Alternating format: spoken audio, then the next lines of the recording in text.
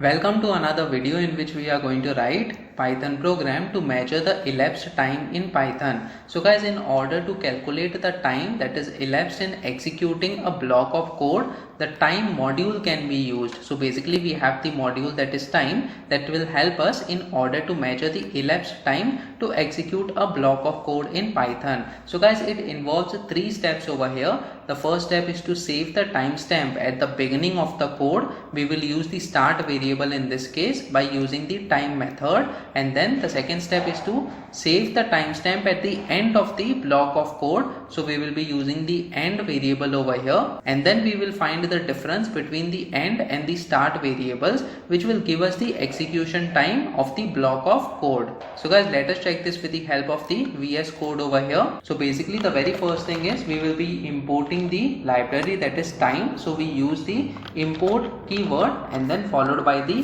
time, that is the library name. Next we will be having the start variable which will define the start time over here. So we have the time module that we have just imported followed by dot, and then we have the time function over here. So guys, this will give us the current time in the system. And then what we will do is we will have the block of code. So let's say we want to print something. So let's say we have YouTube channel name is programming for beginners.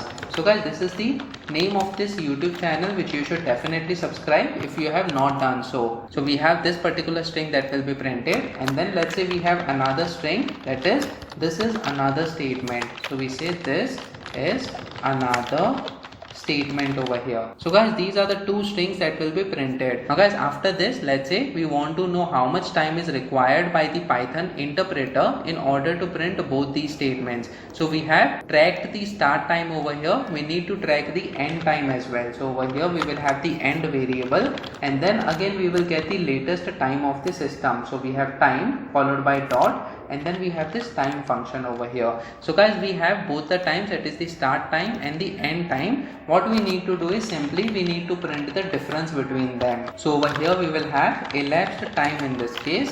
So elapsed time, it is followed by comma, and then we can simply do end over here minus start in this case, which will give us the difference between both the times that we have just captured. So guys, let me just save this file now and try running this code. So as you can see, we have got both the statements over here, and then it says elapsed time, it is equal to 0.001, and then we have this number. So basically it is taking very less time in order to print both these statements. Can we get some time in seconds? So yes, we can get something in seconds as well. What we can do is we can stop the execution of the program over here by using the sleep method. So guys, over here we have the time module which also have something called a sleep method in this case. So if we see, there is a sleep method being suggested by the VS Code. It says it takes the parameter as seconds, which will be the number. So it delays the execution for a given number of seconds. The argument may be a floating point number for sub-second precision. So guys, let us say we want to stop the execution of the program for 5 seconds over here.